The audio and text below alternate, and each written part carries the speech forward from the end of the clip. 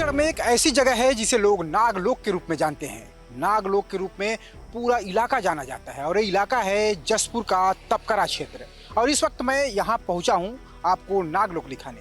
नागलोक में खौफ होता है, लेकिन देखिए खौफ के साथ ही खूबसूरत कितना है यहाँ का जंगल, इसको भी आप देख लीजिए। ये खूबसूरत जो जंगल आपको दिखाई दे रहे होंगे, ये जो सड़कें दिखाई दे रही हैं, ये जो जंगल है ये खूबसूरत है। कितना खूबसूरत है, हरे हरे पेड़, हरी भरी जो वादियां हैं। लेकिन इन वादियों के अंदर ये जो जंगल आप देख रहे हैं, इनमें बड़े विषैले और खतरनाक सांप रहते हैं। छत्तीसगढ़ के जशपुर जिले का तपकरा और फरसा बहार इलाका नागलोक के रूप में जाना जाता है, क्योंकि ये इलाका जहरीले सांपों के रहने के लिए उपयुक्त है।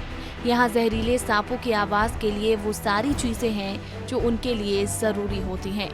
यहाँ की मिट्टी, यहाँ की हवा और यहाँ का मौसम सब कुछ सांपों के लिए उपयुक्त है।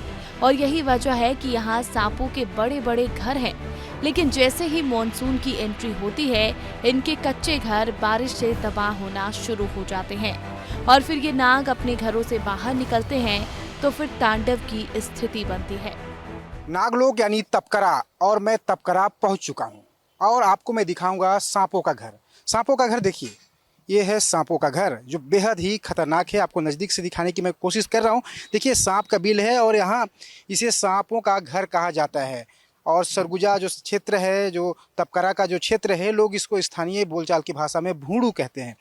और इसे सांप का घर माना इसलिए जाता है क्योंकि इससे बड़े बड़े सांप रहते हैं। जहरीले जो सांप हैं वो यहीं रहते हैं। देखिए किस तरीके से झाड़ियों के अंदर दिखाना चाहूँगा आपको। दिखाइए प्रशांत, किस तरीके से जो सांपों का घर है वो दिखाई दे रहा है। मिट्टी देखेंगे, इसी के नीचे ये सांप रहते हैं। खैर बाहर से दिखाइए क्योंकि अंदर से साफ तौर पर दिख नहीं पा रहा है। ये देखिए इसी तरीके के जो सांपों के घर हैं अंदर बने हुए हैं। बड़े संख्या में ऐसे सांपों के घर दिखाई देंगे। मुझे ऐसा लगता है देखकर कि इसमें सैकड़ों की संख्या में सांप हो सकते हैं। आपने सांपों का घर तो देख लिया, लेकिन अब इन सांपों की वजह से नागलोक में रहने वाले लोग आखिर किस तरीके से अपनी जिंदगी गुजार रहे हैं वो भी देख लीजिए।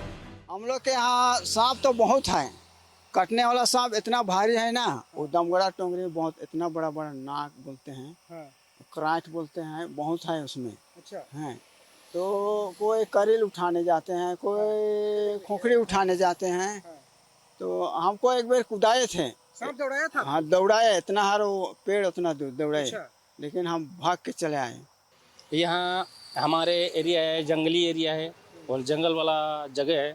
तो जैसे कि करेंत हुआ, नाग हुआ, मतलब कि मिलते रहते हैं हमारे यहाँ, बहुत ज़्यादा मिलते रहते हैं। लेकिन हम लोग वैसी अपना बचाव के लिए खुद करते हैं और अपना बचाव करते हैं। लेकिन साल में 1-2 ठो वैसी ख़त्म होते रहते हैं हमारे यहाँ।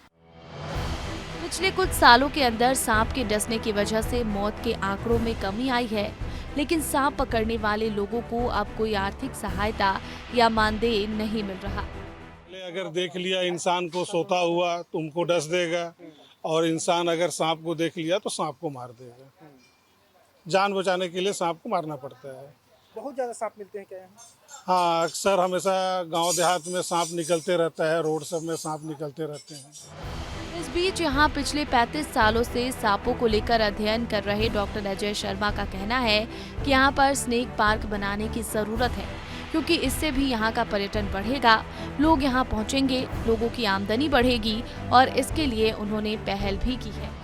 पलाश के पौधों की या वृक्ष की जो खासियत होती है वो ये है कि बरसात के दिनों में उसकी जड़ें जो है मोटी हो जाती है और गर्मी के दिनों में वो सूख जाती है। तो सूखने से प्राकृतिक रूप से बिल बन जाता है। और यहाँ जो आप देखेंगे, यहाँ की जमीन सपाट नहीं होगी, स्तननुमा ऐसे उठा उठा होता है। तो सांप के बिल में जब पानी घुस जाता है तो सांप जो है चढ़ाई की ओर आ जाता है। धरती के इस नागलोक में इंसान और नाग एक साथ रहना सीख रहे हैं। लोग भी अब इतने जागरूक हो चुके हैं कि अचानक कोई घटना हो तो सीधे अस्पताल पहुंचते हैं।